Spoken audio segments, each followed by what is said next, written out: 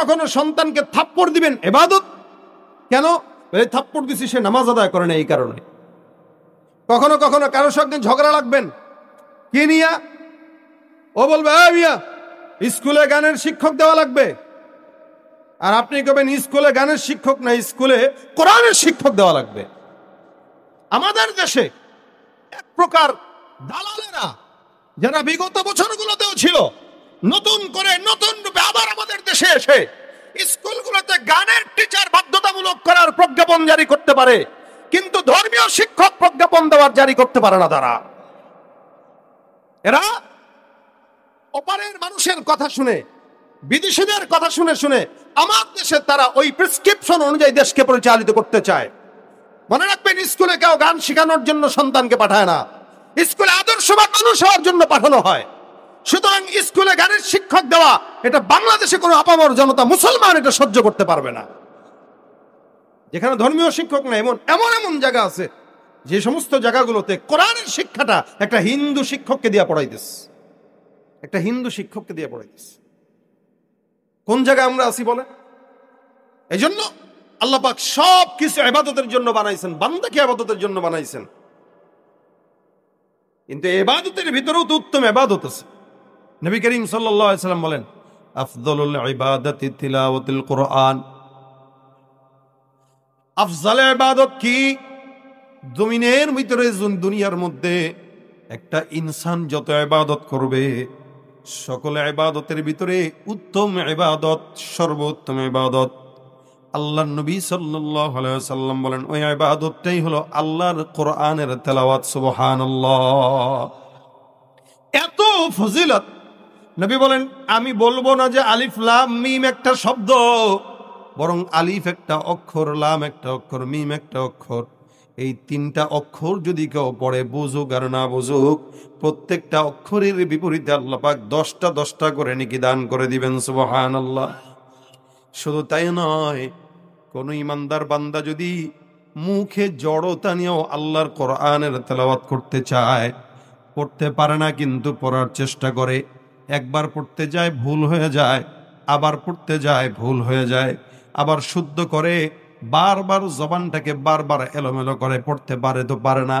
আল্লাহ রসুল বলেন, ওই বান্দাটা যে নাকি জবানে জড়তা নিয়ে তারপরে কোরআন পড়ে, আমার আল্লাহ ওই বান্দার জন্য প্রত্যেকটা অক্ষরে 10টা করে নেকি দান করে দিবেন। ভাইরা আমার, ইবাদতের জন্য আল্লাহ বান্দারে পাঠাইছেন উত্তম ইবাদত তেলাওয়াতুল কুরআন। তেলাওয়াতে কোরআনটা এমন একটা ইবাদত, যে ইবাদতের কারণে আল্লাহর নবী সাল্লাল্লাহু আলাইহি ওয়াসাল্লাম বলেন, কিয়ামতের ময়দানে বান্দা যখন কবরের মধ্যে চলে যাবে, কোরআনটা বান্দার সঙ্গে হয়ে ডান পাশে এসে দাঁড়ায় যায়, বলবে, আল্লাহ এই বান্দাটা জমিনের মধ্যে আমাকে ভুলে নাই, যার কারণে আজকে কবরের মধ্যে আমি বান্দাকে ভুলি নাই। এই বান্দাকে জান্নাতে না নেওয়া পর্যন্ত আমি কোরআন বান্দার পাশে দাঁড়ায় গেলাম। ডানে দাঁড়াবে, বামে দাঁড়াবে, সামনে পিছনে চতুর্দিকে বান্দাকে প্রটোকলের মতো করে কোরআনটা হেফাজত করবে। আল্লাহর কাছে ডাক দেয়া বলবে, মালিক এই বান্দাটা কোরআনকে ভুলে নাই, যার কারণে কোরআন এই বান্দাকে ভুলবে না। আল্লাহ পাক রব্বুল আলামিনের হাবিব বলেন, এই কারণে বান্দা কোরআন বেশি বেশি তেলাওয়াত করো। আল্লাহ পাক বান্দাকে আগে কোরআন শিক্ষা দিয়েছেন, তারপরে মানুষ বানাইছেন। কেন? বলে এই জমিনের ভিতরে অনেক বান্দা আছে, কেউ কোরআন পড়ে, কেউ কোরআন পারে না। এ মুসলমান বলেন তো, যারা পারে যারা পারে না তারা কি সমান? হ্যাঁ, কুল হাল ইয়াস্তাবিল্লাযীনা ইয়া'লামুনা ওয়াল্লাযীনা লা ইয়া'লামুন। আল্লাহর নবীকে আল্লাহ পাক রব্বুল আলামিন বলেন, পয়গম্বর আপনি বলেন, যারা জানে যারা জানে না, অর্থাৎ যারা কোরআন জানে, যারা দ্বীনের ইলম জানে, আর যারা জানে না, এরা কি কখনো সমান? বলে না না, এরা কখনো সমান হতে পারে না। অর্থাৎ কোরআনের ইলম যার আছে, আল্লাহ পাক জমিনের মধ্যেও তাকে সম্মানিত করেছে, আবার আখিরাতেও তাকে সম্মানিত বানায় দেয়। সম্ভবত উহুদের যুদ্ধে যারা শহীদ হয়েছে সাহাবা একরামদের ভিতরে, এই উহুদ যুদ্ধে যারা শাহাদাত বরণ করেছে, এদেরকে কাউকে কাউকে এক কবরে অনেকজনকে দাফন করে দিস। যুদ্ধের ময়দান তো, বিশাল বড় গর্ত করে কবরে একই সাথে ওভাবে দাফন করে দিস। কখনো এক কাপড়ে 2 জনকে দাফন করে দিস।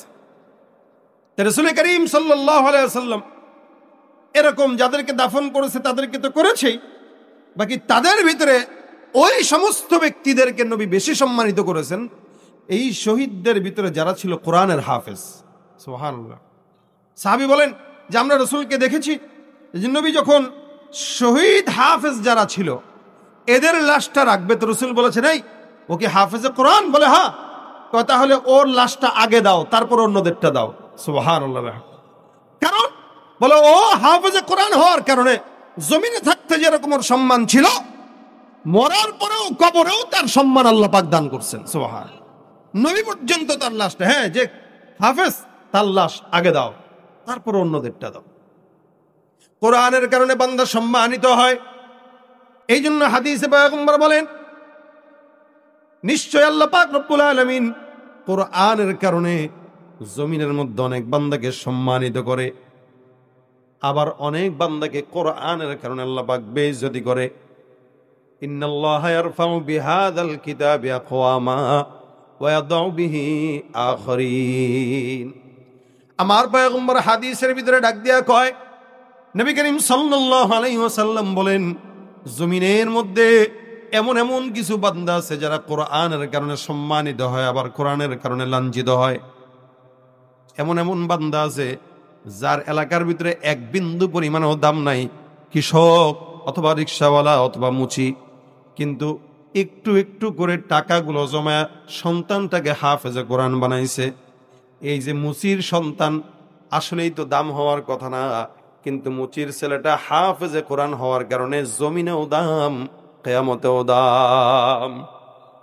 হযরত ওমর রাদিয়াল্লাহু তাআলা আনহু একজন সাহাবী, বিখ্যাত সাহাবী, শুধু সাহাবী না, যাকে দেখলে শয়তান পর্যন্ত ভয় পাইতো। আমিরুল মুমিনিন মক্কায় লিডার পাঠায় দিলেন, নেতৃত্ব দেওয়ার জন্য কর্মচারী পাঠাইলেন হযরত নাফে রাদিয়াল্লাহু তাআলা আনহু। খুব বুঝবেন, নাফে রাদিয়াল্লাহু তাআলা আনহুকে আল্লাহর নবী সাল্লাল্লাহু আলাইহি ওয়াসাল্লামের সাহাবী ওমর মক্কা, তায়েফ এই সমস্ত এলাকার কর্মচারী পাঠায় দিয়েছেন, যাও এই সমস্ত এলাকা দায়িত্ব তোমার কাছে দিলাম, এগুলো তুমি কন্ট্রোল করবা। এই কন্ট্রোল করতে যায় আপডেট জানানোর জন্য প্রতিমধ্যে একটা জায়গায় হযরত আমিরুল মুমিনের সঙ্গে সাহাবী নাফে রাদিয়াল্লাহু তাআলা আনহু দেখা করার জন্য গেলেন। বহুদূর ওমর ডাক দিয়া কয়, তুমি যে আমার সঙ্গে দেখা করতে আসছো, তোমার অবর্তমানে কাকে দায়িত্ব দিয়ে আসছো বলো। অর্থাৎ এলাকার প্রতিনিধি চলে গেছে, মনে করেন অনেক দিনের জন্য। এতদিনের জন্য যে তুমি গেলা, তুমি কাকে রেখে গেলা? ওই জায়গায় দায়িত্বটা কাকে দিয়ে আসলা? মক্কার তায়েফে কাকে দায়িত্ব দিয়ে আসলা বলো? নাফে রাদিয়াল্লাহু তাআলা আনহু বলতেছেন, খুব বুঝবেন, নাফে রাদিয়াল্লাহু তাআলা আনহু বলতেছেন, আমিরুল মুমিনিন, আপনি আমার উপরে যেই দায়িত্ব দিয়েছেন, এই দায়িত্বটা আমি আপাতত আমার অবর্তমানে আমাদের একজনকে দিয়েছি, তার নাম অমুক। এবার আমিরুল মুমিনিন বলে, অমুককে তো চিনলাম না। হযরত নাফে বলেন, চিনবেন কিভাবে? আমাদের যত গোলাম আছে এই গোলামদের মধ্যে সে একটা গোলাম, তাকে আমি আজাদ করে দিয়েছি। সুবহানাল্লাহ। আচ্ছা বলেন তো, গোলামের দাম বেশি না কম? কম। বেশি না কম? কম। কারণ এই গোলাম আগে মক্কায় কেনা হইতো, টাকা দিয়ে গোলাম কেনা হইত। গোলাম আজাদ করতো মানুষ, তখন সে স্বাধীন।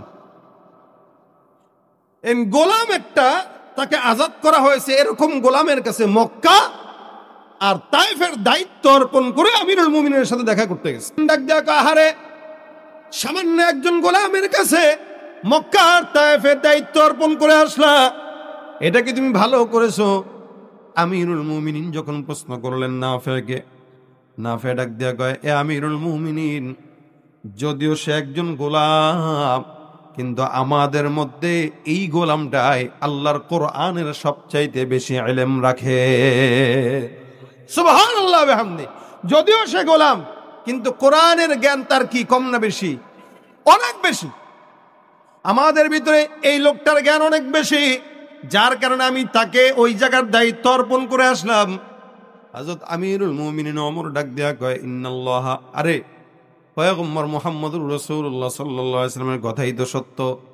আপনার আমার নবী বলেছিলেন, ইন্নাল্লাহা ইয়ারফাউ বিহাযাল কুরআনি আকওয়ামা ওয়া ইয়াদউ বিহি কওমান আখরিন। নবী আমার বলে গিয়েছেন, নিশ্চয়ই কোরআন এমন একটা কিতাব, যেই কিতাবটা বান্দা কিছু কিছু বান্দাকে সম্মানিত করে, আবার যেই কিতাবটার কারণে অসম্মানিত বান্দা অসম্মানিত হয়। অর্থাৎ এই গোলামটা যার কোনো দাম ছিল না, সম্মান ছিল না, শুধুমাত্র কোরআনের ইলমের কারণে, এই কোরআনের জ্ঞান তাকে এখন মক্কা আর তায়েফের কর্তৃত্ব তার কাঁধে অর্পণ করায় দিয়েছে। সুবহানাল্লাহ। শুধুমাত্র কোরআনের কারণে, শুধুমাত্র কোরআন। এই জন্য রাসূল বলেন, তোমরা কোরআন শিখো এবং শিখাও। আসমানের নিচে জমিনের উপরে ওই ব্যক্তিটাই সবচেয়ে বেশি দামি। খায়রুকুম মান তাআল্লামাল কোরআনা ওয়া আল্লামা। আল্লাহর নবী সাল্লাল্লাহু আলাইহি ওয়াসাল্লাম বলেন, জমিনের মধ্যে যেই বান্দা কোরআনের ইলম শিখে আর শিখায়, আসমানের নিচে জমিনের উপরে আল্লাহর কাছে ওই বান্দাটার সম্মান সবচাইতে বেশি দামি। এই ব্যক্তিটা কোরআনের কারণে যদিও গোলাম, কিন্তু নেতৃত্ব দান করে দিল। আল্লাহ পাক কোরআনের কারণেই কৃষকের সন্তানকেও দামি বানায়, কোরআনের কারণেই অনেক মানুষকে সম্মানিত করে। আবার কোরআনকে অবহেলার কারণে একটা দেশের প্রধানমন্ত্রী হোক, সরকার হোক, এমপি হোক, তাকে কান ধরে আল্লাহ পাক রব্বুল আলামিন ক্ষমতা থেকে নামাইতেও পারে। এটাই হলো কোরআনের আজমত, যে কোরআনকে মর্যাদা দিবে, আল্লাহ তাকে মর্যাদা দিয়ে দিবে, শুধু কি দুনিয়াতে না, আখিরাতেও। আর যে কোরআনকে অপমানিত করবে, তাকে আল্লাহ দুনিয়াতেও অপমানিত করবে, কিয়ামতেও অপমানিত করবে। এই জন্য ভাইরা আমার, কোরআনটা আল্লাহ পাক রব্বুল আলামিনের পয়গম্বরের উপর একটা শ্রেষ্ঠ মুজিজা, যেই মুজিজাটা আগেও ছিল, এখন আছে, ভবিষ্যতেও থাকবে। কোরআনের অন্যতম মুজিজা হলো কিয়ামত পর্যন্ত এই কোরআনটা টিকে থাকবে। একটা আয়াত, অক্ষর, নুক্তা, জবর, জের পর্যন্ত কেউ পরিবর্তন করার ক্ষমতা নাই। কারণ কোরআনের দায়িত্ব স্বয়ং আমার আল্লাহ রব্বুল আলামিন নিজের কাঁধে নিয়েছেন। সুবহানাল্লাহ। যা যা আল্লাহ কিতাব দিয়েছেন, আদম পয়গম্বর থেকে শুরু করে ঈসা পর্যন্ত সব নবীদেরকে আমার আল্লাহ কিতাব দিয়েছেন। মুসা নবীকে আল্লাহ কিতাব দিলেন, ঈসাকেও দিলেন, দাউদকেও দিলেন। সব নবী যাদেরকে আল্লাহ পাক রব্বুল আলামিন কোরআন কিতাব দান করলেন, আল্লাহ পাক এদেরকে বই আকারে কিতাবগুলো ধরায় দিয়েছেন। নাও, এটা তোমার জন্য, এটা তোমার জন্য। এটার দায়িত্ব আমার নয়, এটা তুমি নিজে আমল করবা, উম্মতকে আমলের জন্য দিবা। এটা যতদিন তুমি থাকবা ততদিন আমল চলবে, তুমি নাই, আমলও নাই। যার কারণে তাওরাত এখন আসল নাকি নকল? তাওরাতে যা আছে সব এলোমেলো, সব এলোমেলো। ইনজিলে যা আছে সব এলোমেলো, জাবুরে যা আছে সব এলোমেলো। আসমানি গ্রন্থ একটাও ঠিকঠাক নাই।